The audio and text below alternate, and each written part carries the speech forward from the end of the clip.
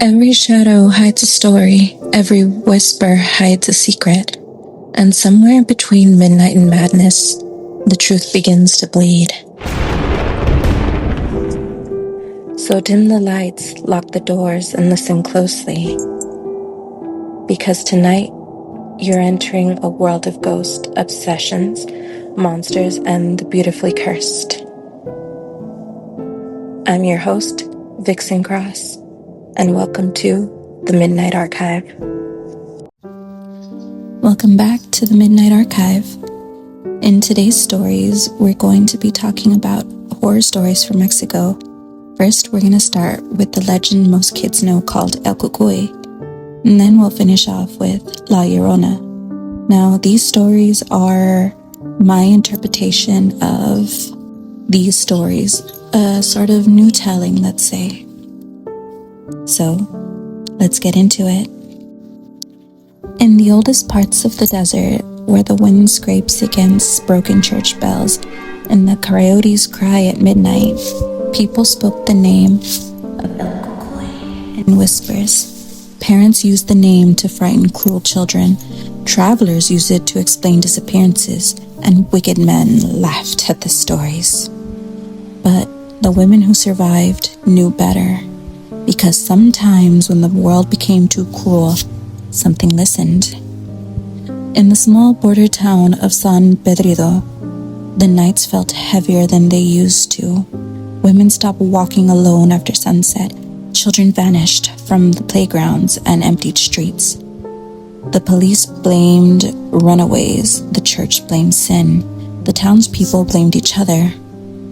But the mothers blamed the shadows. Every night, candles appeared in the window. Small glasses of water sat beside old photographs, and underneath the breath, trembling voices played. Cucuy, hear me. Not for riches, not for revenge, but for protection, for salvation, for their children to come home alive. Marisol was the first to truly hear it. Her son Diego disappeared walking home from school. The police searched for 2 days before giving up. They told her boys wandered off all the time, but Marisol knew her son. She searched the desert herself until her feet bled through her shoes. On the third night, exhausted and broken, she collapsed beside an old roadside shrine covered in melted candles. There, beneath the statue of a forgotten saint, someone had carved the words into stone. Those who hunt the innocent are hunted in return. Marisol lit a candle anyways. Her voice shook as she whispered into the dark. Please, whoever you are, bring back my son. The wind stopped, not slowed, but stopped. Silence swallowed the desert. Then came the sound. Breathing, deep, animal-like. Somewhere behind her, Marisol turned slowly. At first she thought it was only darkness standing beneath the mesquite tree, but then the darkness moved. Tall, bent wrong, long fingers scraping against the bark, eyes glowing like dying embers. El Cucuy watched her silently. Every story she had heard as a child flooded back into her mind at once. The monster under the beds, the eater of bad children, the devil of the night. But it did not attack. Instead, it tilted its head as if listening to her grief, then vanished. Not with smoke, not with magic. One blink and it was simply gone. Diego returned the next morning, barefoot, covered in dirt, alive. He never spoke where he had been, but across the town, police found 3 men inside an abandoned trailer near the highway, or what remained of them. The sheriff refused to describe the scene. Rumors spread anyways, claw marks on steel walls, teeth scattered like broken corn kernels. One body dragged onto the roof as though something had carried it there effortlessly, and carved into the trailer door were the words, "She asked for help." After that day, prayers spread. Women whispered to El Cucuy from apartment windows and lonely farmhouses. Children whispered beneath blankets. Victim whispered through split lips and tears. And somewhere in the dark, something listened. Bad men began disappearing. Gangsters, abusers, traffickers, men who thought fear made them powerful. Sometimes they vanished without a trace. Sometimes they were found in terrible ways, hidden in alleyways with expressions frozen in pure fear, as though they had seen death crawling towards them from the dark. The newspaper called it vigilante killings. The church called it demonic. But the mothers lit candles anyways, because for the first time in years, their daughters walked home safely. The legend changed after that. People stopped telling stories about El Cucuy taking children. Now they told stories about it returning them. Some said it was never truly evil, only hungry, and evil men simply tasted worse. Others believed that it was something ancient, older than churches, older than borders, a spirit born from fear and grief itself. A thing that became whatever the suffering needed it to become. A monster, a predator, punishment. Even now, in forgotten towns where shrines arrive too late, justice never comes. The candles still burned in windows after midnight, and if the night is quiet enough, some swear they hear claws scraping across rooftops, searching, listening, waiting for another whisper for help.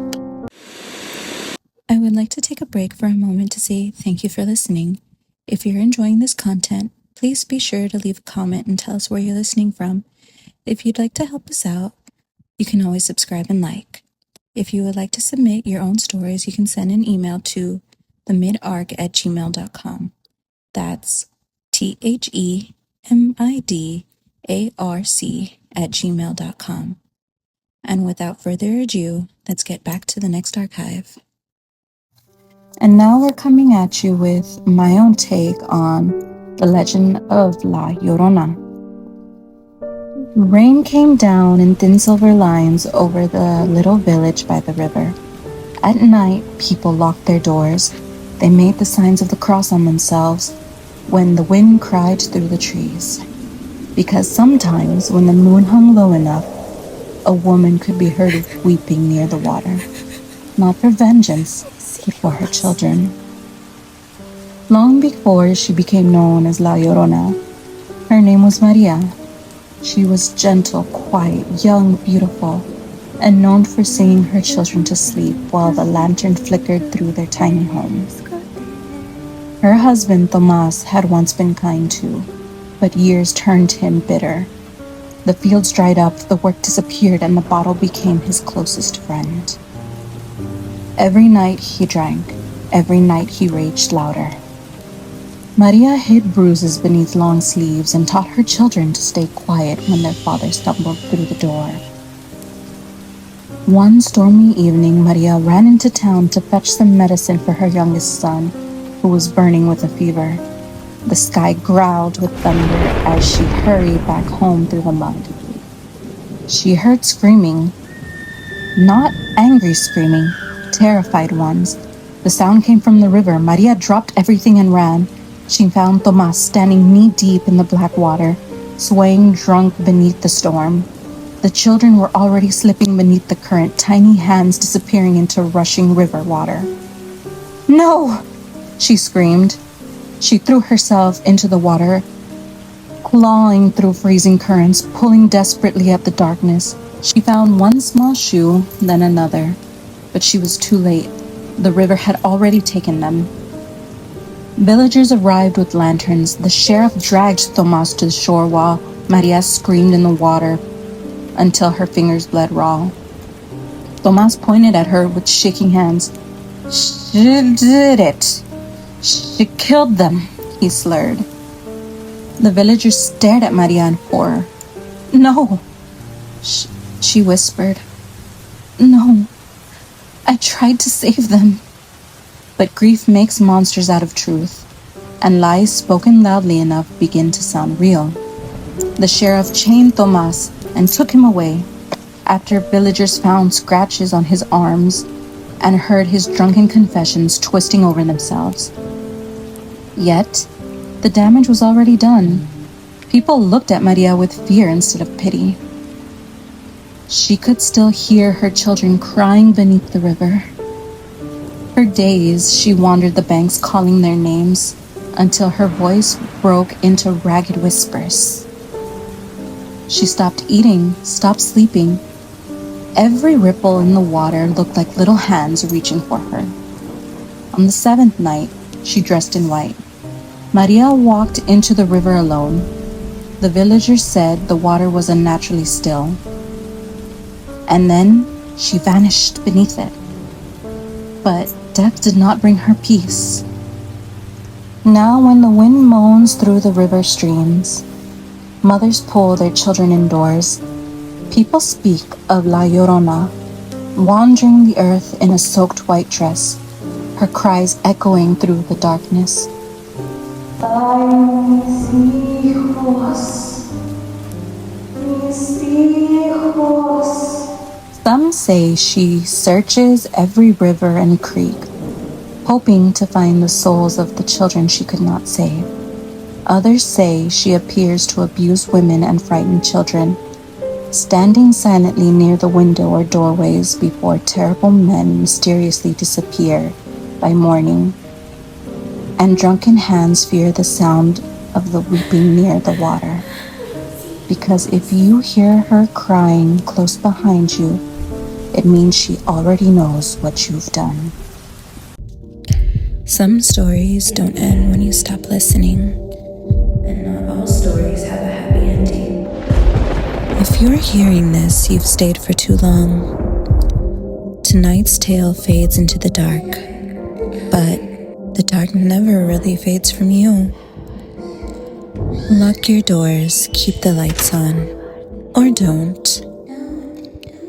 We'll be waiting in the next story. Thanks for listening to The Midnight Archives.